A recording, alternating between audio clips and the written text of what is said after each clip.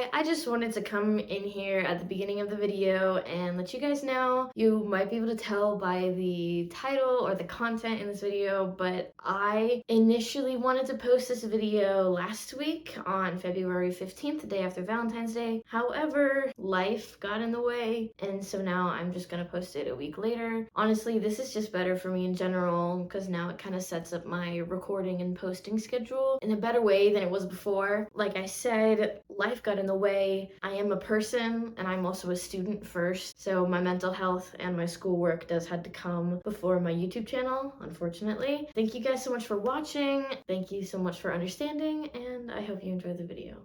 Hi, I just recorded this whole video only to find out that my phone had turned off and it actually didn't record anything. So that's where I'm at right now. Happy Valentine's Day! I hope all you lovebirds had a fun time yesterday on your dates or whatnot, whatever you did. If you're single like me, then I hope you didn't cry the whole day. Right now my plans are dinner and a movie with my roommate, which sounds pretty good to me. I genuinely enjoy her company, so overall that sounds like a good time to me. Now for this video, obviously if you've read the title or know anything about me, I'm going to be talking about queer romance today. More specifically, I'm going to be talking about my top 5 queer romances. Now this video does have a couple of disclaimers that I'm just going to put right here up at the top. The first one is that this list is not actually a full comprehensive list of my favorite queer romances. Why, you might ask? Well, you see, 3 of the books that I was originally going to put on this list are part of the St. Martin's Press boycott going on right now, and I can't talk about them. My literal favorite book of all time is a part of this boycott. Can't talk about it. It would have been on this list. Would have been number 1, but I can't put it there. So if you do want to know what those books are, or if you want to talk to me about any of the boycott or any recommendations or anything like that, feel free to message me on Instagram at Library of EJ, or the link is down in my description. You can see it there too.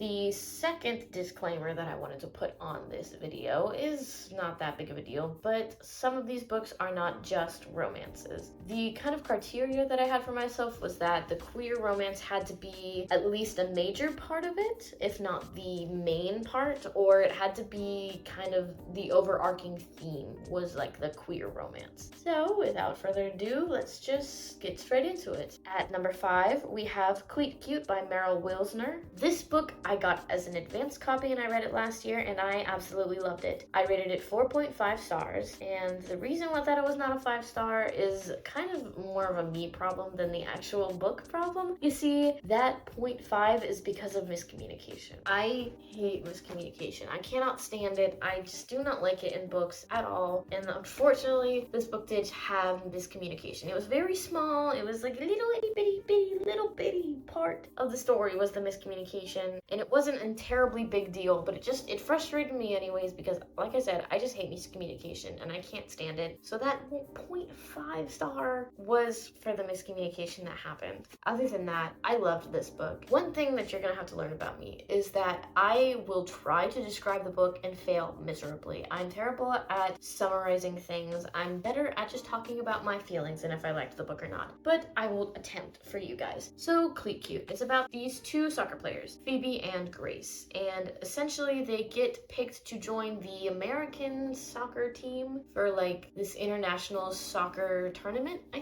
think is what happened. And they are also both lesbians. Love that for them. And Grace kind of started soccer really young, and so she's like a protege, but she's really good at it. And Phoebe like idolizes her, right? And so this is really cool for Phoebe because she gets to meet her idol. And then they share a kiss. And the kiss is like, it's not a dare. I think it's like a spin the bottle type of situation is what happens. But then they can't stop thinking about the kiss, and obviously more things happen, and then more things happen, and it does have spice if you're into that. It was pretty good. I loved this book. It brought me back to like my soccer days. It made my queer soccer heart very happy reading this because yeah, soccer players, especially women, kind of gay guys. But overall, really loved this book. So if you are into like sports romances romances and you want more queer ones, or you want specifically a sapphic one, I would recommend this one. Coming in at number 4, we have Project Nought by Chelsey Furedi. Now, I know I've talked about this book many times on my channel before, which is impressive considering this is only my 5th,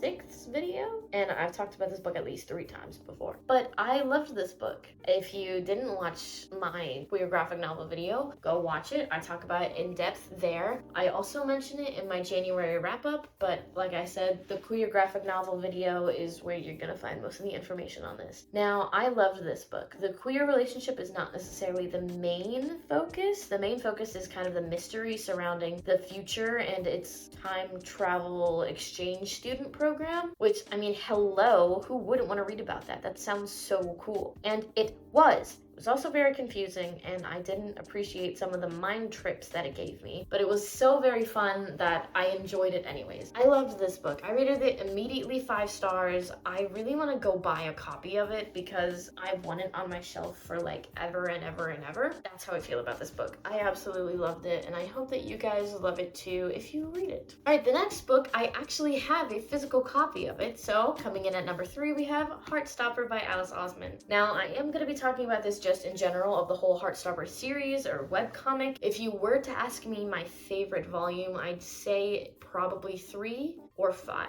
the one that just came out, or 4. I don't know, I love all of them. They are all just precious. I love all of them. I love this story. If you don't know Heartstopper, which, hello? How do you not?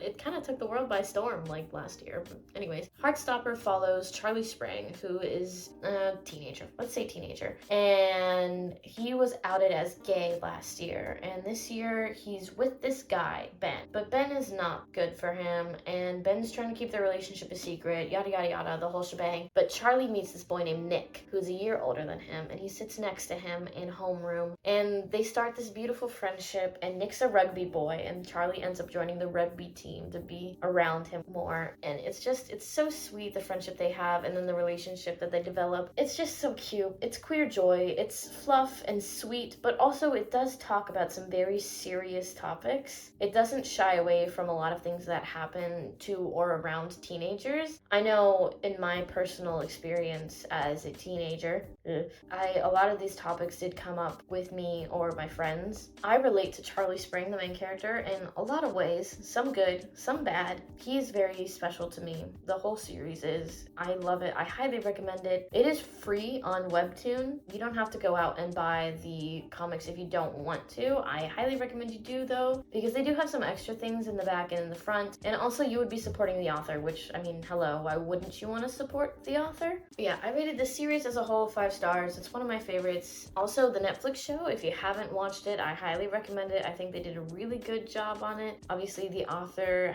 is hands-on in the process the whole time. The acting is amazing. It made me cry. It made me laugh. I felt all the feels, and I love it so much. All right, coming in at number 4, we have The Charm Offensive by Alison Cochrun. I'm sorry if that's not how you pronounce your last name. I don't know how to pronounce it. I love this book. There is a quote out there, and I don't know what it's from, but it says, "If I had loved you any less, I would be able to talk about you more." I might be paraphrasing that. That is how I feel about this book. I love this book. I read it immediately, rated it 5 stars, immediately wanted to reread it. I loved everything about it. I immediately went on Pinterest, found all the fan art that I could, all the Tumblr theories, all the one-shots, everything on AO3. I just exposed myself. I loved it. I needed more of it immediately. And I need more of it now. Actually, I want to go out and buy a copy of it. I want to go out and buy every single copy of this book that I can find because I need it in my life. I don't know if I can really, truly express my feelings for this book, because if I try, right, to put the words out of my brain, they don't work because there's so much feeling that the words, nothing happens. Did you understand any of that? Yeah, this book is queer, and it's joy, and it's finding yourself, and it's accepting your flaws, seeing someone else's flaws and accepting them for who they are and loving them because of it.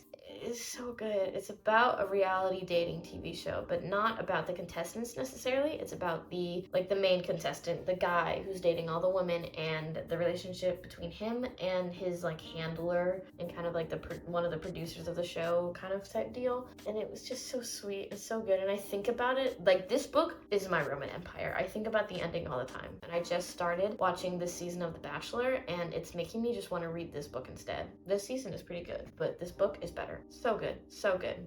Okay, now before I give you guys my number one, I do want to talk about an honorable mention that did not make this list, and I kind of want to explain that. So the book is Nimona by N.D. Stevenson. Now, if you know me in real life, you know how crazy I am about Nimona. I won't shut up about it, and I love it so much. Why is this book not on the list, you ask? Well, because of the qualifications that I put for this list to be able to put books on it, Nimona didn't quite meet those limits.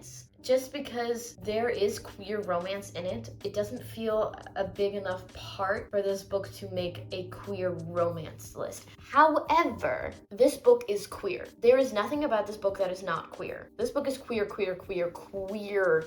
literature, and it is so good. The romance is more of a side plot or a subplot than overarching theme, because there is romance, right, between Ballister and Goldenloin. There is no doubt about that. They are gay and I love them so much. But this book is not necessarily about queer romance, and so that's why it's not on the queer romance list. However, allow me to talk to you about Nimona for a little bit. This book means everything to me. This story means everything to me. I love it with all of my heart. Nimona is one of my favorite characters. Ballister is one of my favorite characters of all time. The story and the art and just the love put into it is so important to me. The story is just queerness packaged up in a graphic novel. There is no other way to describe it. It is trans joy, it is gender nonconformity, it is gender expression and loving yourself and loving the people around you and finding your community and finding the people you feel at peace with. I just love it so much.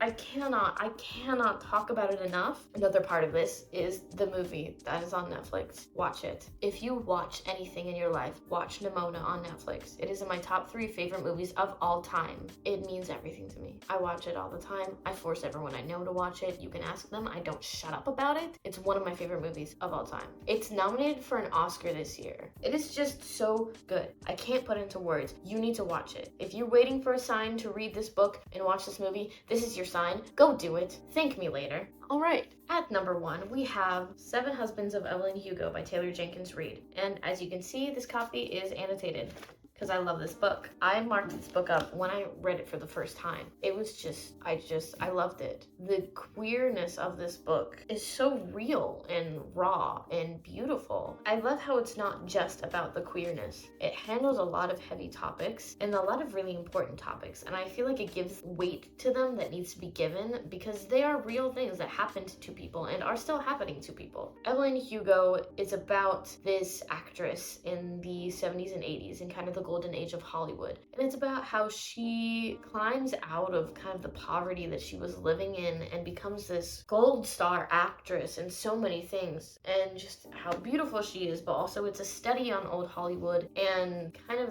the ickiness of it almost. It's such an interesting exploration in old Hollywood and how it relates to racism and favoritism and queerness and all of the things. And it's so good. And it paints platonic relationships so good, because her relationship with her best friend is my favorite part of this book, as well as her relationship with the woman that she loves. Like, the 2 queer relationships that she has in this book, they're my favorite part about it. And I love it so much. If you've been waiting for a reason to read this book, again, let this be your sign. Go read it and love it like I do. Okay, well, that was my top 5 queer romances that I could talk about. If you feel inclined to read any of these books, please do.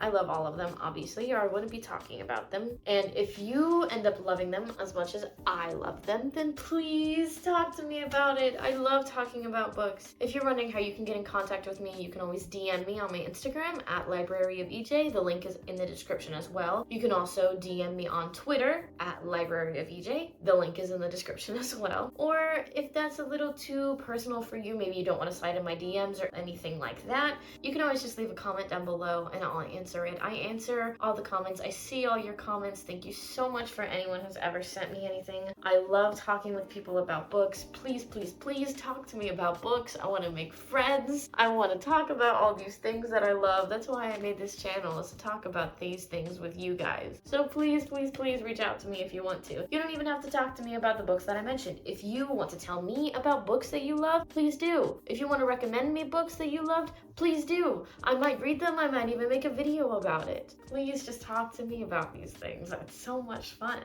Moving past that, as always, I hope you had fun, I hope you stick around, and I hope you read to your heart's content.